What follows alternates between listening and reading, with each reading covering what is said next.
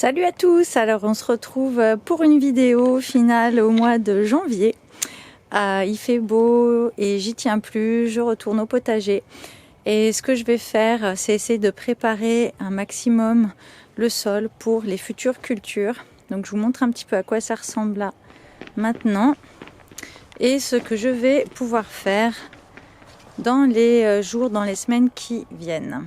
Alors je suis très étonnée déjà, c'est que j'avais mis du broyat de bois dans mes allées et qu'il n'y a vraiment plus rien du tout. Comme vous pouvez le voir, là c'est vraiment très boueux, il a énormément plu, mais le broyat a disparu. Je suis assez étonnée parce que je pensais que ça durait quand même un peu plus longtemps. Donc je suis bonne pour retrouver un petit peu de paillage un peu durable pour mes allées, pour pas justement que ça devienne boueux et que je m'enfonce dans la terre.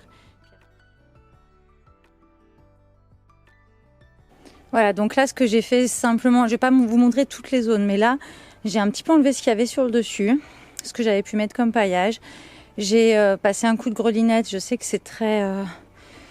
Voilà, la question est... il y a beaucoup de débats à ce sujet, mais voilà, moi j'ai passé un tout petit coup de grelinette et maintenant je vais mettre ce que j'ai. Ça veut dire du compost, des déchets de légumes, des déchets de cuisine, je vais mettre tout ce que je peux trouver comme matière plutôt azotée qui va plutôt se dégrader rapidement pour que je puisse avoir un sol assez facile à retravailler au printemps. Parce que là, pour l'instant, j'ai plutôt des zones comme ça où j'ai vraiment des gros tas de branchages. Alors c'est bien, mais au printemps, c'est décourageant parce qu'il n'y a que des zones comme ça et il faut tout faire d'un coup. Et là, je me dis, je vais essayer de préparer un maximum le sol. Donc j'ai aussi de la cendre de cheminée que je vais venir amener. Alors tout le monde le dit, tout le monde est d'accord là-dessus, c'est à peu près une poignée par mètre carré. Donc j'ai la chance d'avoir une cheminée, je vais mettre de la cendre. J'ai la chance aussi d'avoir des chevaux pas loin, je vais mettre du fumier frais. Bien sûr, faire attention de ne pas prendre du fumier de chevaux qui ont été traités par antibiotiques ou voilà, qui ont un minimum de traitement chimique. Mais j'ai pas de fumier composté, donc je vais faire avec ce que j'ai.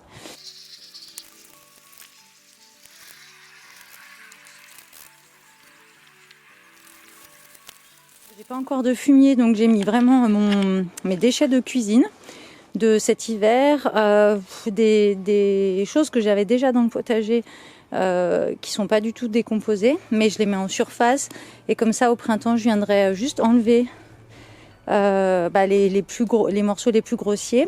En dessous, j'espère que ce sera une jolie terre, on verra. Et puis je vais faire chaque zone un peu différemment avec ce que j'ai. Et du coup, j'ai un peu débarrassé certaines zones justement des tas que j'avais fait. Et je vais faire tout le jardin comme ça, tout le potager en tournant. Chaque zone que je vais dégager, je vais la retravailler entre guillemets un petit peu. Parce qu'au moins là, j'ai enlevé toutes ces herbes en fait qui poussent. J'ai vraiment... Alors c'est des plantes sauvages, il y a des choses là, on dirait du céleri. Normalement, je laisse tout parce que je me dis, qu'est-ce que ça va être ça c'est spontané, je le laisse là. Et en fait, mon jardin, il ressemble à un gros fouillis. Là, il y a du fenouil, mais je vais quand même l'enlever aussi, en plein milieu. Et voilà, ce qui s'est passé l'année dernière, c'est que par exemple, ici, j'avais toute une zone de blettes spontanées qui m'ont complètement tué les fraises. Puisqu'elles étaient en dessous et là elles sont rikikimini parce qu'elles ont souffert, je savais même plus que j'en avais là-dessous quoi. Donc cette année j'aimerais vraiment m'organiser autrement. En plus c'est tout petit, ça fait même pas 50 mètres carrés. Donc voilà, si je suis pas organisée là-dessus, si j'avais une plus grande surface en fait peut-être que ce serait différent. Mais là si je veux un petit peu récolter, cette année on n'a quasiment pas mangé de légumes du jardin parce que tout était utilisé par... de la menthe, de la bourrage, de la mélisse, mais j'en avais à gogo parce que j'ai rien voulu enlever. Et au final, j'ai eu une pauvre courgette, un plant de courgette, mais tout était... en fait, voilà, c'est tout étouffé quand même. C'est bien de tout laisser spontanément quand on a un grand jardin, mais quand on a une petite surface et si on veut un petit peu récolter des choses, je pense qu'il faut quand même un peu structurer. Voilà le constat que j'ai pu faire cette année. Et la serre, j'aimerais justement pouvoir mettre mes fraises en fait dans la serre. Et là pareil, j'ai un petit peu enlevé tout ce qu'il y avait pour pouvoir mettre du fumier de cheval. Pour résumer, voilà, moi tout l'hiver je mets en fait dans un gros pot comme ça mes déchets, mes épluchures de légumes, les coquilles d'œufs, etc., le marc de café. Ça, je vais tout de suite l'utiliser et puis je referai un petit tas, je pense, de compost en espérant pouvoir avoir une petite place pour faire du compost un peu plus mûr, entre guillemets. Mais pour l'instant, c'est pas le cas. Et je vais surtout essayer de préparer ce sol pour le printemps. Et il y a d'autres choses que je vais faire donc au mois de janvier et pour la suite de la vidéo. Mais là, c'est principalement pour le potager. Je viendrai aussi un petit peu plus tard, je pense, mettre de l'ail. Donc ça, je vous filmerai quand même. Planter de l'ail et faire des boutures. Et il me reste toute cette zone-là à faire. Donc là, vous voyez, j'ai tout enlevé. Il y a de l'ail qui pousse. Ah, mais c'est pareil, ça je vais tout enlever parce que ça donne rien. Au final, ça moisit, c'est tout petit, c'est tout serré. C'est venu spontanément. J'ai dû laisser des gousses qui n'étaient pas jolies comme ça en compost et puis elles ont repris spontanément. Mais là, comme je vous disais, cette année, j'aimerais faire quelque chose de plus travaillé, de plus organisé. Donc je vais tenter de me forcer à enlever tout ce qui pousse naturellement et que j'ai pas forcément envie de garder, même si ça me fait un petit peu mal au cœur. Voilà. Donc là, j'ai préparé la zone pour l'ail et je vais vous montrer comment je fais. Tout simplement, je vais venir ici dans cette zone-là qui est contre la serre où il n'y a pas grand-chose qui arrive à pousser. Là, j'ai 2 petits choux que je vais enlever, 2 petits choux rouges tout minuscules.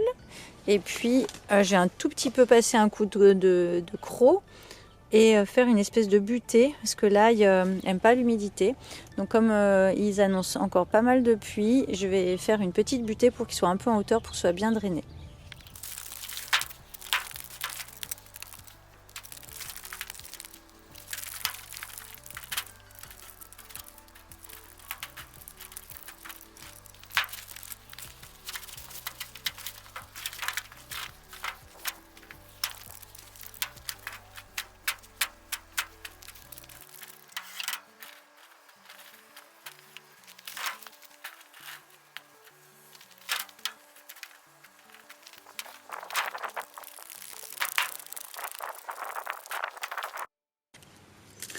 Alors j'ai pris de l'ail que j'ai acheté au magasin bio, mais que j'avais dans la cuisine. D'habitude, enfin les autres années, quand je faisais vraiment des grandes lignes de culture d'ail, j'achetais de l'ail en jardinerie, spécial pour planter, AOP, etc. Et c'est vrai que ça faisait des très belles têtes. Bon, là, je me dis que si j'attends d'aller en jardinerie et compagnie, je vais jamais le faire. Donc je prends ce que j'ai. L'idéal, c'est de prendre les gousses qui sont à l'extérieur. Celle-là, elle est moisie. Hop. Et après, moi, je les mets toutes, j'avoue. Par contre, c'est vrai qu'il y aura une différence entre une tête d'ail qui sera à partir d'une belle gousse comme ça, et puis une tête d'ail qui va partir d'une gousse plus petite, celle du milieu. Hop. J'arrive à vous en sortir une. Bah, en fait, c'en est une grosse. Là, il y en a plusieurs. Hop, voilà, par exemple, une petite gousse comme ça par rapport à une plus grande, forcément, ça me fera une tête plus jolie avec la plus grosse gousse.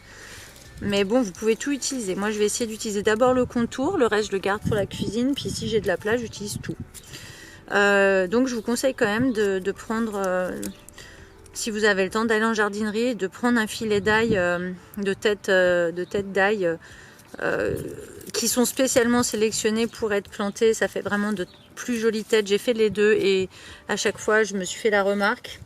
Mais on sait bien qu'en jardinage on fait comme on peut, au moment où on le fait, avec ce qu'on a, et ça va très bien aussi. Donc simplement je vais venir mettre la tête en haut de l'ail et puis laisser un tout petit peu dépasser. Il n'y a pas besoin de tasser, mais il faut juste... il y a un proverbe qui dit qu'il faut que l'ail voie le jardinier partir. Je laisse l'espace, j'imagine, si je suis optimiste et que j'ai une belle tête. Je laisse assez d'espace. Et ensuite, je vais faire ça tout du long. Et je vais ensuite recouvrir d'un paillage. Parce qu'à chaque fois qu'on fait quelque chose de nouveau dans le jardin, généralement, les oiseaux viennent voir ce qui se passe. Et souvent, les têtes, elles sont déterrées. Donc dans les prochains jours, je vais vraiment aller voir ce qui se passe et remettre le paillage éventuellement. Alors j'ai eu un peu de mal à la défaire, mais il y a des très belles têtes. Donc j'ai bien les espacés, puis je pense que j'en aurai pas assez, mais pour faire la ligne, mais après c'est pas grave, je mettrai autre chose. Je pensais mettre aussi des oignons cette année, quelques oignons dans le jardin, et ça va être aussi la période selon les variétés, c'est automne, enfin là hiver, et automne, hiver et printemps. Donc moi j'ai raté l'automne, je vais faire hiver et printemps. Donc voilà, alors là ça me fait à peu près la moitié de la ligne. Et j'ai que ça dans la cuisine, donc je vais me contenter de ça et on verra pour la suite plus tard. J'ai fait une vidéo sur l'ail que vous pouvez aller voir, où je détaille plus ce que je fais. Et il y a des années où on a eu des récoltes vraiment très très très jolies. Donc là je recouvre, mais alors vraiment légèrement. Comme je vous disais, c'est bien qu'on voit un petit peu dépasser la tête de l'ail.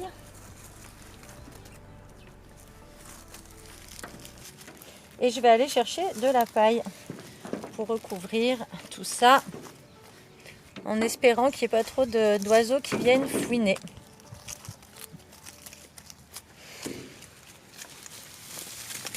Et si vous n'avez pas de paille, vous mettez autre chose, hein. Des feuilles mortes. C'est juste histoire de ne pas laisser la terre nue. Et puis l'ail aura aucun problème à venir passer ce paillage. Évitez par contre tout ce qui est matière azotée. Donc des feuilles mortes, de la paille, des petits branchages, mais pas de recyclage par exemple de déchets de cuisine. Et pour ceux qui suivent la chaîne, voici Mamie Réglisse, donc qui va sur ses 11 ans et qui a décidé de perdre ses plumes en plein hiver. Bon, elle va bien, mais là elle fait un petit peu peur à voir avec toutes ces plumes qui sont en train de repousser. Et voilà, elle est en décalage vu son âge, je pense. Normalement, ils font ça plutôt à l'automne. Là, elle a du mal à voir les plumes qui repoussent. Ici, je vous filme quelque chose que je fais pas d'habitude, mais on a quand même quelques fruitiers dans le jardin. Et là, j'ai dégagé complètement un poirier que j'ai planté beaucoup trop près d'un figuier, mais je les ai achetés en pensant que le fait qu'il serait nain, il serait plus petit, mais pas du tout. En fait, c'est le tronc qui est bas, mais l'arbre devient grand comme un arbre normal.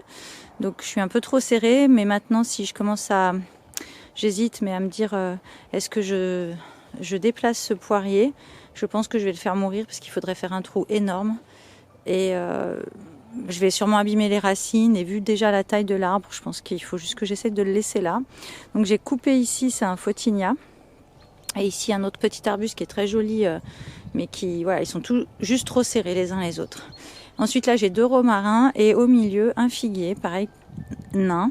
Donc lui, je vais le tailler et faire des boutures. Donc les boutures de figuier, moi, je les fais... c'est assez facile à faire, je les fais l'hiver quand il n'y a plus du tout de feuilles. Donc vous voyez par exemple cette branche-là qui vient clairement trop à l'intérieur du jardin.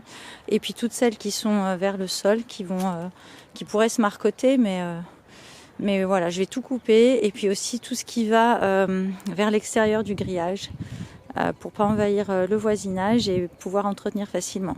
Donc là, il y a plusieurs solutions où je vais mettre les branches directement dans des pots, dans de la terre, pour pouvoir après les donner ou les replanter ailleurs. J'ai 3 figuiers en tout dans le jardin. Ou je vais les faire tremper dans l'eau si j'ai pas le temps tout de suite de les mettre dans la terre. Mais voilà, je fais plein de petites boutures de différentes tailles. Et puis, ça marche assez bien, c'est assez facile à réussir. Hein. Donc, si vous avez un figuier, surtout, n'hésitez pas. Ou si vous avez des voisins qui ont un figuier, c'est quelque chose de assez facile à bouturer et du coup à donner et à échanger. Alors, voilà ce que ça donne après. En gros, que ce soit pour tous les fruitiers, j'enlève, pour faire simple, j'enlève toutes les branches qui vont vers le bas. Celle-là, par exemple, elle est très horizontale, je pourrais presque l'enlever. Mais ça va, en fait, toutes celles qui allaient vers le bas, celles qui vont un peu trop vers l'intérieur ou qui se croisent, je les enlève, et celles qui ont l'air fragiles aussi. Donc je fais ça sur tous les arbres, surtout pommiers et poiriers. Après, les autres, tout ce qui a des noyaux, comme les mirabelles, les prunes, j'essaye de les toucher le moins possible, le cerisier. Mais je leur garde une forme, en fait, pour pas pour que ce soit déjà accessible pour nous et que ça ne devienne pas trop immense non plus, parce que après c'est compliqué d'une part à récolter et puis oui, ça grossit vraiment très vite. Donc voilà ce que ça donne après. Cette branche là, il faudrait que je la scie parce qu'elle est vraiment énorme et elle est très basse, et même des fois après pour passer la tondeuse ici c'est compliqué quand les branches deviennent trop basses et trop grandes. Voilà, et donc j'ai récupéré ça. Et là, je pense que je vais les mettre dans l'eau dans un premier temps. Donc voilà, tout simplement, je les ai mises telles quelles. Il y a toutes les tailles, toutes les formes. Après, on peut faire plein de boutures avec une seule branche. Et elles trempent dans l'eau de récup de pluie pour le moment. Voilà, je vais terminer cette petite vidéo sur ce que vous pouvez faire au potager au mois de janvier. Bien sûr, c'est qu'une toute petite partie de ce qu'on peut faire. Mais voilà, avec ma petite surface et les moyens du bord, ce que j'ai fait personnellement, c'est apporter du fumier de cheval, du compost, de la cendre sur les parties que j'allais pouvoir cultiver, que je vais pouvoir cultiver au printemps. J'ai pris soin d'enlever tout ce qui poussait spontanément. Alors ça m'a coûté parce que j'aime pas faire ça. Mais bon, voilà, les autres années, honnêtement, je suis envahie de menthe, de mélisse, de bourrache, et j'ai quasiment plus de place pour mettre mes autres cultures que j'ai envie de manger. Et malgré tout, je me suis rendu compte que tout ne pouvait pas cohabiter de manière ultra serrée. Et il y a quand même de la concurrence qui se fait, surtout sur une petite surface comme ça. Donc j'ai pris soin d'enlever tout ce que j'avais pas forcément envie de voir partout envahir le jardin. Ensuite, j'ai taillé mes fruitiers. J'ai fait des boutures. Donc ici, on voit des boutures de ronces. Enfin, c'est des ronces sans épines, des mûres. Et puis le figuier que vous avez vu, qui est toujours dans l'eau, que j'ai pas eu encore le temps de mettre en pot. Vous pouvez faire des boutures de romarin, de laurier, vous pouvez faire des boutures de sauge aussi. Tout un tas de boutures que vous pouvez faire selon ce que vous avez dans votre jardin. Ensuite, je vais prendre le soin de trier mes graines pour voir ce que j'ai besoin d'acheter et pas attendre le dernier moment non plus. Et je suis en train de confectionner des petites zones comme là-bas au fond de compost parce que j'aimerais avoir du compost un peu plus mûr. Donc dans les deux coins, j'ai deux coins où j'ai pu mettre, dédier un peu une zone de compostage où je vais alterner du fumier, des matières azotées, des matières plus carbonées, etc. Au niveau de la serre, j'ai pu apporter aussi du crottin et j'attends qu'il soit un peu sec pour le mélanger à la terre.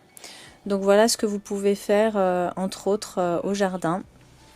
Des boutures, préparer le sol, trier vos graines et c'est déjà pas mal. J'espère vous retrouver au mois de février. J'espère que je pourrai vous refaire une petite vidéo pour vous montrer la suite. Là, j'ai pas encore fini. Il me reste tous les contours à nettoyer, à faire. J'aimerais enlever les baies de goji ici qui prennent énormément de place, qui ont des épines très très piquantes et j'ai jamais de fruits. Donc ça fait au moins, je sais pas combien d'années que j'ai ça. Je vais enlever et mettre autre chose à la place. Et voilà, c'est loin d'être terminé, mais je voulais vous faire une petite vidéo déjà pour vous donner quelques idées à faire au mois de janvier dans votre jardin. Merci beaucoup de suivre la chaîne et je vous dis à très très vite et bonne année à tous.